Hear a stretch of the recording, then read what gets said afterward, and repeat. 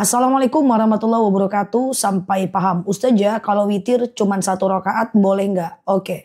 Witir itu bisa sih 1 rakaat. Nah, niatnya adalah sengaja aku sholat witir 1 rakaat sunnah atasku karena Allah.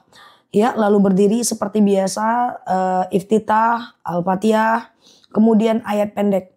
Karena cuma 1 rakaat nih. Ayat pendeknya dianjurkan al-ikhlas, al-falak, an-nas. Ruku, iktidal, sujud, duduk antara 2 sujud, sujud lagi dan tahiyat akhir. Udah segampang itu aja kok. Witir kalau cuma 1 rakaat. Kalau teman-teman pengen ada baiknya sih 3 rakaat lah ya. 3 rakaat bisa dilakukan dan itu baik.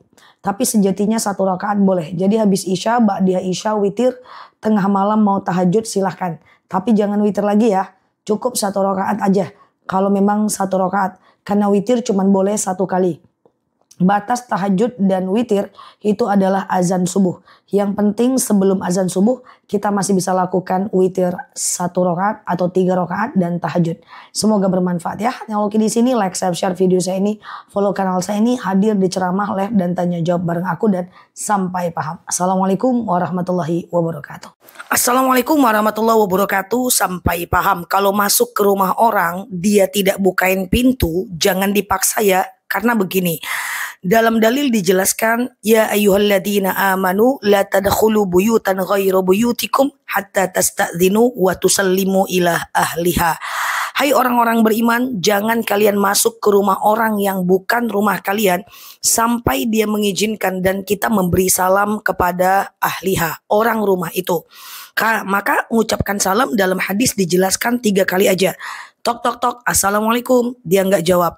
Naikkan nadanya. Tok tok tok, assalamualaikum, dia nggak jawab. Sampai 3 kali.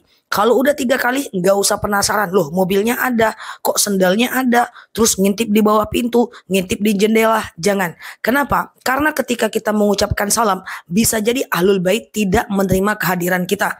Mungkin suaminya lagi sakit, mungkin dia lagi kerja di dalam, mungkin anaknya lagi sakit, atau apapun yang terjadi di dalam.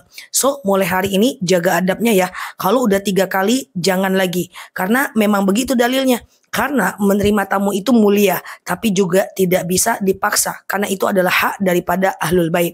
Semoga bermanfaat ya. Nela Luki di sini, like, share video saya ini, follow kanal saya ini dan sampai paham. Hadir di live ceramah dan tanya jawabnya aku dan semoga betah belajar di akun ini. Assalamualaikum warahmatullahi wabarakatuh. Assalamualaikum warahmatullahi wabarakatuh. Sampai paham. Kalau kita membalas keburukan dengan keburukan, maka kita mendapatkan dosa yang sama. Contoh, kalau ada orang yang menyinggung aku, terus aku singgung balik dia, maka dia berdosa, aku juga berdosa. Itu sebab kata baginda Nabi, jangan membalas keburukan dengan keburukan. Mari kita contoh akhlak daripada baginda Nabi. Ketika beliau dizolimi, beliau tidak langsung marah. Beliau hanya berbaik sangka. Orang itu hanya belum paham. Kalau dia paham tidak boleh menyakiti, mungkin dia tidak akan melakukan. Atau mereka belum kenal dengan kita, makanya mereka menyakiti kita. Ingat, semua orang punya karakter latar belakang yang berbeda. Kadang-kadang omongannya selalu nyakitin, sehingga kita nggak tahan tapi tetap jangan membalas. Lebih baik jangan dekati orang-orang yang selalu menyakiti kita, daripada kita terpancing untuk membalas rasa sakit hati itu. Bahkan dalam kaidah dijelaskan, orang beriman adalah orang yang mampu memaafkan meskipun dia punya kekuatan 1000 kali untuk membalasnya. Bukan karena kita paling baik, tapi karena kita punya pengendalian diri yang jauh lebih kuat. Karena kita punya ilmunya. So, jadilah elegan, jadilah lebih baik. Bahwa orang yang baik adalah dia tidak pernah menghiraukan apapun yang menyakiti hatinya. Kalaupun dia hiraukan, dia tidak membalas dengan keburukan. Andai pun dia mau balas, dia harus tahu kapan saat dia harus diam, kapan saat harus dia memberi efek jera, dan kapan dia harus tegas jika kezoliman itu berefek pada dirinya. Tidak semua hal harus kita balas. Ada masalah yang cukup dengan didiamkan, ada masalah yang cukup dengan diberikan efek jera. Kalau dia merusak keluarga, merusak rezeki, bahkan merusak ibadah kita, bahkan merusak apapun, nah itu selesaikan dengan tegas. Atau misalnya anak kita jadi dimutasi karena dia, anak kita jadi dikeluarkan karena sikap dia. Padahal kalaupun kita salah, efeknya adalah anak kita dimutasi dari kerjaan dan seterusnya, selesaikan. Tapi kalau cuma kezoliman-kezoliman kecil, abaikan. Itulah orang yang elegan. Dia menyibukkan diri kepada tanggung jawabnya, tidak menghabiskan energi untuk membalasnya. Semoga bermanfaat. Nah, Lucky di sini like, share video saya ini, follow kanal saya ini, hadir di live ceramah dan tanya jawab bareng aku, dan semoga betah belajar di akun ini. Assalamualaikum warahmatullahi wabarakatuh. Assalamualaikum warahmatullahi wabarakatuh. Sampai paham. Doa diangkat kesedihan dan diberikan solusi dalam kehidupan.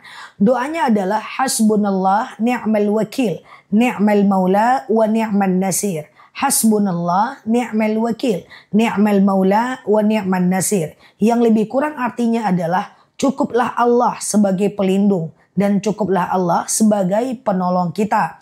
Baca aja doa ini dalam situasi sulit maupun tidak, dalam situasi sedih maupun tidak. Kalau bisa dibaca aja setiap habis sholat atau di sujud terakhir ketika mau habis sholat. Doa ini bagus untuk teman-teman yang dalam kondisi terpuruk atau dalam kondisi yang sedih. Pokoknya kalau kita sedih itu langsung aja ucap hasbunallah ni'mal wakil, ni'mal maula wa ni'man nasir. Hasbunallah ni'mal wakil, ni'mal maula wa ni'man nasir. Insyaallah Allah akan lunakkan hati kita untuk senantiasa bisa menerima takdir, dan Allah hilangkan kesedihan dari kita, dan Allah akan memberikan jalan keluar dari setiap masalah kita. Semoga bermanfaat ya. Nela Lucky di sini. Assalamualaikum warahmatullahi wabarakatuh. Assalamualaikum warahmatullahi wabarakatuh. Sampai paham. Witir 3 rakaat 2 kali salam gimana Ustazah? 2 dan 1 rakaat. Oke, jawabannya adalah boleh. Jadi witir itu kalau mau dilakukan 2 dan 1, niatnya sengaja aku sholat sunat witir 2 rakaat sunnah atasku karena Allah. Salam kanan, salam kiri, pakai lagi niat 1 rakaat, sengaja aku sholat sunat witir 1 rakaat sunnah atasku karena Allah. Yang 2 rakaat tadi seperti sholat subuh aja. Yang 1 rakaat terakhir ya 1 rakaat. 1 rakaat terakhir dianjurkan baca Al-Ikhlas, Al-Falaq, An-Nas. Tapi kalau 1 doang gak jadi masalah kok. Pokoknya lakukan aja mau 3 rakaat 2 kali salam atau mau 3 rakaat 1 kali salam juga boleh. Kalau 3 rakaat 1 kali salam berarti sengaja aku sholat sunat witir 3 rakaat sunnah atasku karena Allah. Rakaat 1 berdiri, rakaat kedua berdiri, rakaat ketiga tahiyat akhir. Jadi kalau witirnya 3 rakaat itu nggak pakai tahiyat awal ya. Jadi hanya tahiyat akhir aja. Tidak sama kayak sholat maghrib, dan rakaat 1, 2, dan 3 semuanya baca ayat pendek. Semoga bermanfaat ya yang semangat witirnya. Nela Lucky di sini, like, share video saya ini, follow kanal saya ini, dan sampai paham. Assalamualaikum warahmatullahi wabarakatuh.